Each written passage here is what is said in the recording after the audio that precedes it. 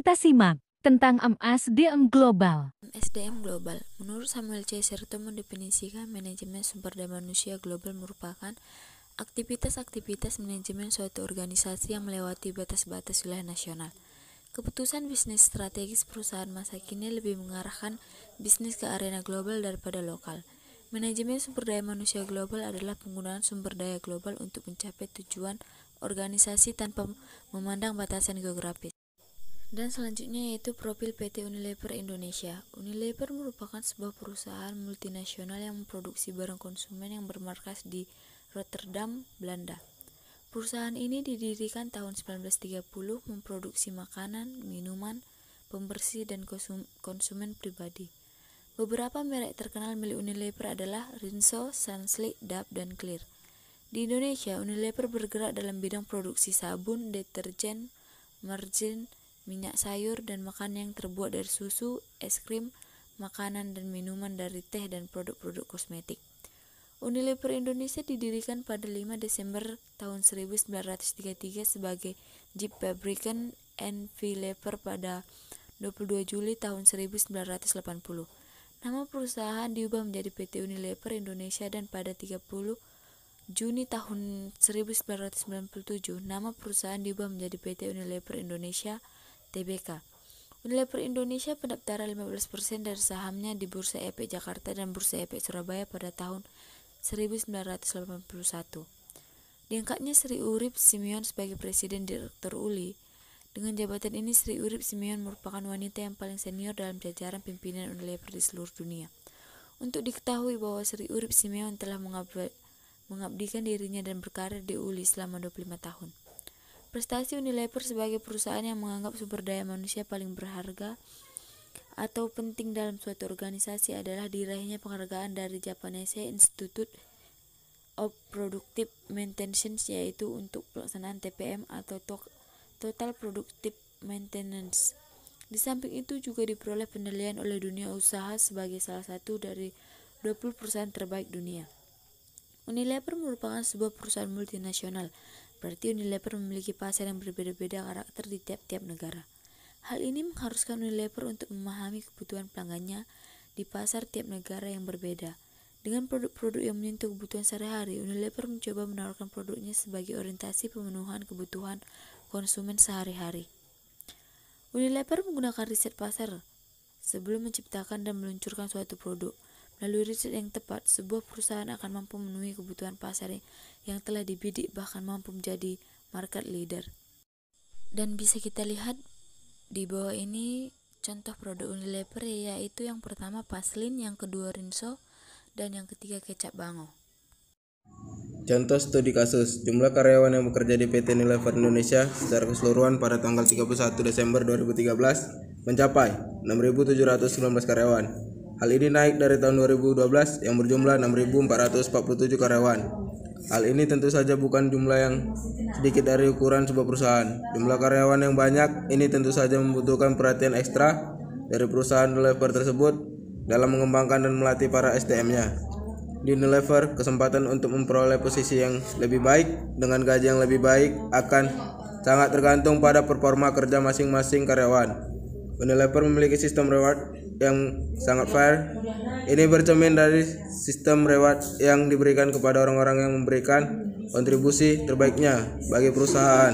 Sementara orang yang underperform atau low perform akan memperoleh reward yang juga rendah. Sistem ini membuat setiap manajer di Unilever berusaha memberikan performa terbaiknya untuk mencapai target perusahaan. Proses perform management di Unilever berawal dari rapat senior group direktur atau SGD. Dalam rapat ini dibahas proyeksi kinerja selama setahun ke depan, ditambah key perform indikator atau KPI-nya. Hasilnya akan dibawa ke perusahaan masing-masing yang selanjutnya diturunkan lagi ke kepala divisi, selanjutnya ke kepala, dan terakhir ke manajer. Kepada para kepala divisi ini, kepala departemen dan manajer akan diberikan individual perform plan yang harus dicapai plus KPI-nya. Tidak hanya diberi target, karyawan juga rutin diberi coaching and counseling antara atasan dan bawahan. Setelah memasuki masa penilaian, Karyawan bersangkutan bisa menyangga hasil penilaian atasan jika dirasa tidak sesuai. Semua hal tersebut memiliki form yang lengkap dan tersusun rapi. Rekrutmen merupakan perjalanan awal karir setelah calon pemimpin atau thought leaders di Unilever ini direkrut, maka akan menjadi Unilever Development Program. Keberanian Unilever untuk menetap entry salary yang tinggi juga untuk membuat Unilever dipilih dalam sistem remunerasi. Sistem remunerasi perusahaan ini juga dinilai sangat aktif dan kompetitif dan mampu mengacu karyawan untuk maju dan berkembang. Untuk pengembangan profesionalisme, Unilever Learning Program yang komprehensif serta terus menumpuk learning kultur di perusahaan yang mendorong orang untuk dapat belajar berbagai hal di setiap kesempatan, baik melalui sesi-sesi resmi maupun tidak resmi, di mana karyawan dapat saling sharing pengetahuan, pengalaman, kisah sukses maupun kegagalan untuk pelajaran rekan-rekannya. Untuk mendorong work-life balance, Unilever menyediakan berbagai saran seperti fasilitas gym, klub olahraga untuk karyawan, newsroom, daycare, dan menjelang lebaran, aktivitas rohani dan sosial dan lain-lain. Dengan mendorong karyawan untuk terus-menerus mengembangkan diri serta mempertahankan work-life balance, perusahaan dapat mengembangkan dan mempertahankan SDM-SDM yang andal dan berkualitas, yang berperan utama dalam pengembangan bisnis. Setiap tahun manajemen Unilever Indonesia menargetkan pertumbuhan bisnis di Indonesia yang disesuaikan dengan target yang ingin dicapai oleh Unilever secara global. Analisa studi kasus. Dalam mengatasi permasalahan SDM dalam bidang pelatihan ini, perusahaan Unilever secara umum telah menyiapkan modul training yang berjumlah 2.188 modul yang telah dinaikkan dari tahun sebelumnya yang berjumlah 2.046 buah modul. Selain itu, dari segi peningkatan, jumlah pelatih internal juga naik dari 1.416 pelatih menjadi 1.575 pelatih.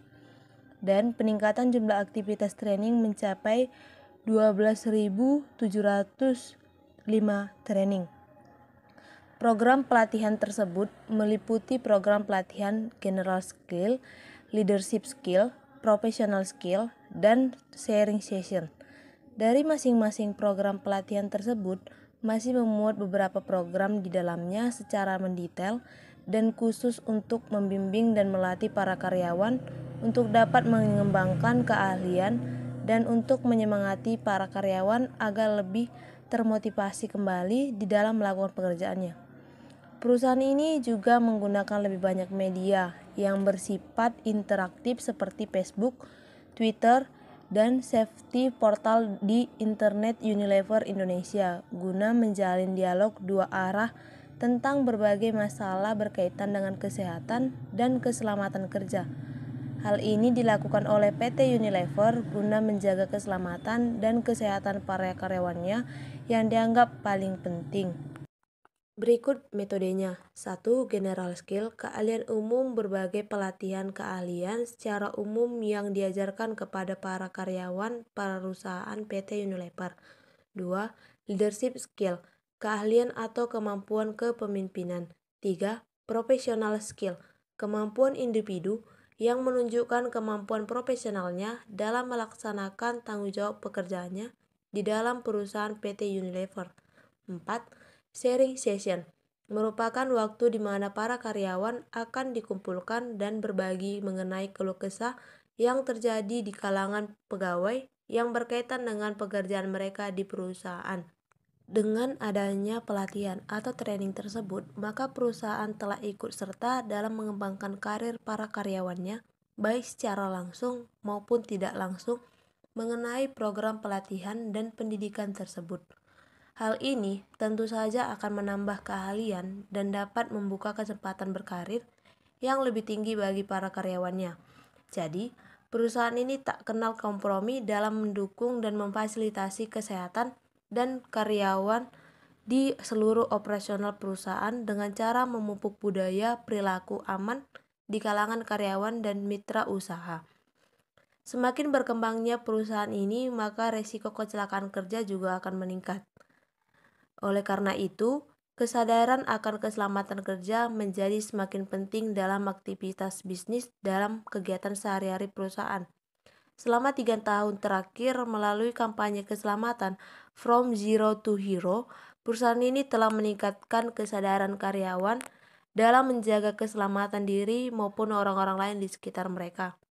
Pada tahun 2013, perusahaan Unilever ini meluncurkan Be Safe, Behavior Based Safety, sebuah program yang berfokus untuk menanamkan perilaku aman atau safety behavior dalam diri karyawan.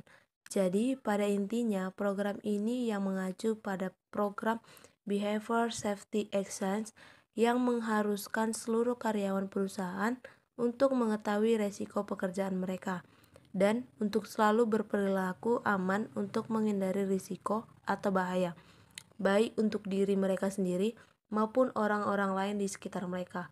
Program Be Safe meliputi pelatihan bagi semua orang, mulai dari pekerja pabrik hingga jajaran direksi.